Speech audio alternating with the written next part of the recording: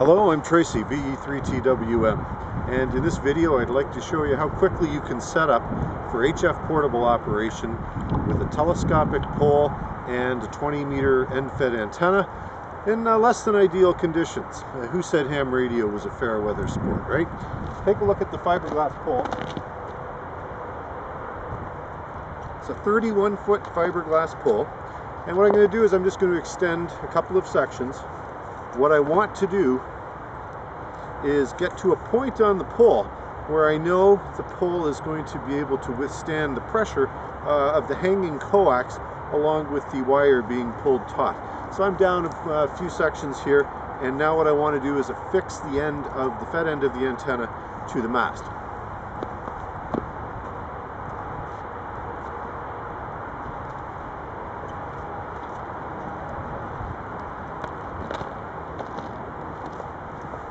So here's the fed end of the antenna. This is what it looks like. We've got a little black box. The PL259 screws onto an SO239, and I've got the antenna wire itself leading up. So what I want to do is I'm just very simply going to take some electrical tape.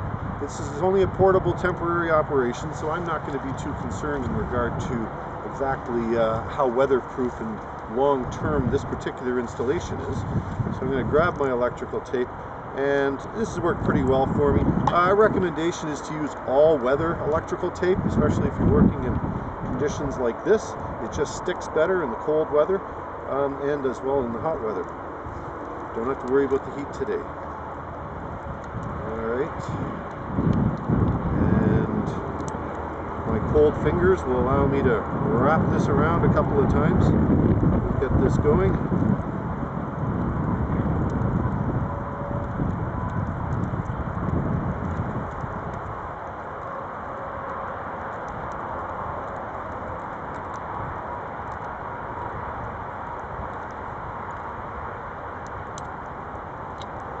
Almost there.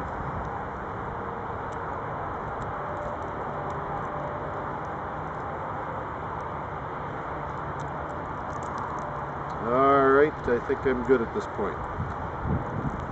Now, a couple of things to watch for beyond this stage is just, I'm going to elevate the mast one section at a time. But what I want to make sure is that the antenna wire element, the coax, remains separate. I don't want to get one tangled up with the other while I'm erecting the pole, because I'm going to have to bring the pole back down again.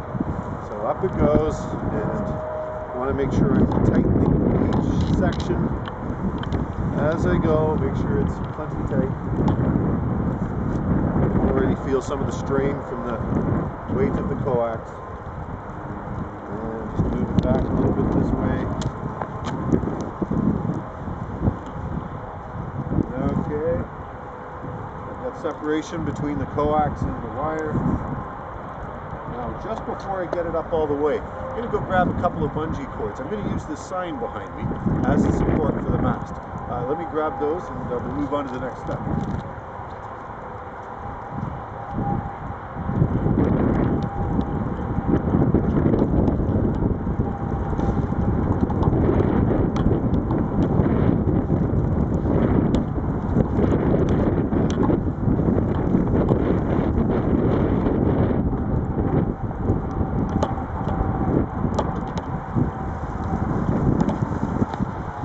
Okay, I've got my bungee cord.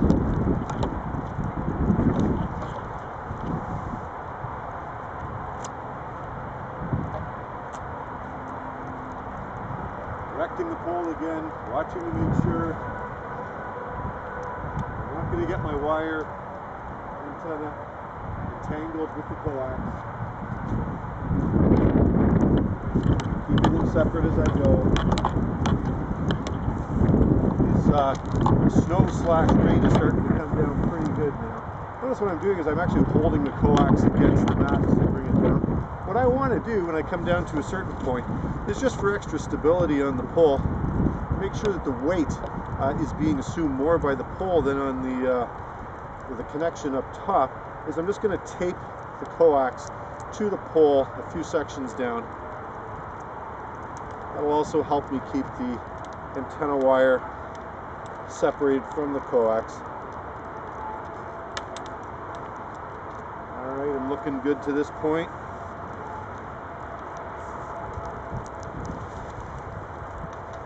And twisting it tightly.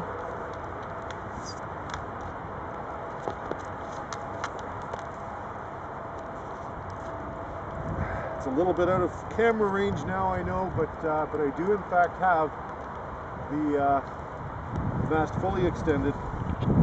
Well, we got a couple more sections to go. All right, final section here. And that's good and tight. So now what I want to do is I want to walk the pole over to the sign behind me. I'm just going to use the bungee cords to lash it to the sign, and I'll be in business.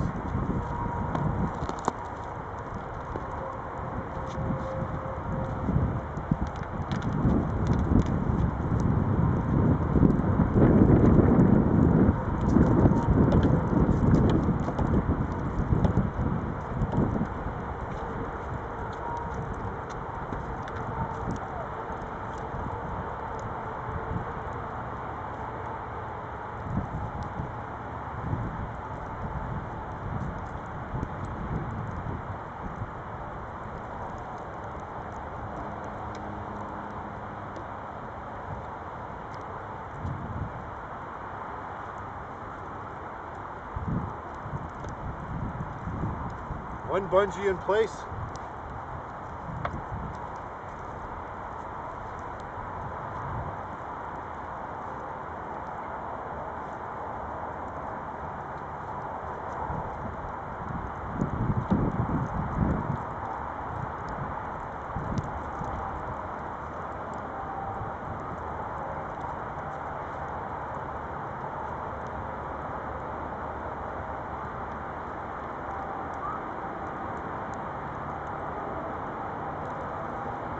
Okay, there's the second bungee.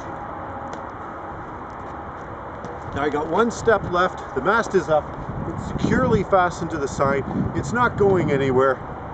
All I got to do now is take the end point of the EF-20 and just tie it off someplace.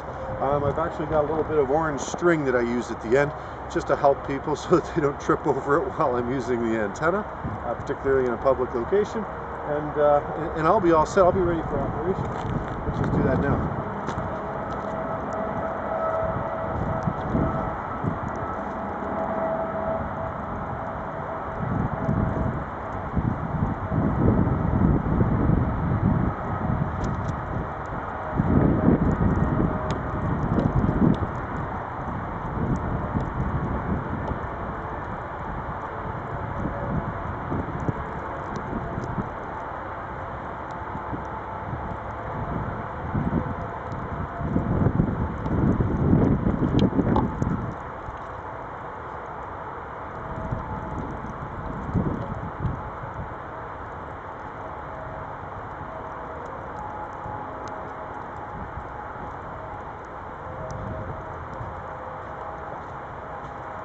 Okay, sorry about if I left the frame of the camera there, but I now have an HF antenna set up.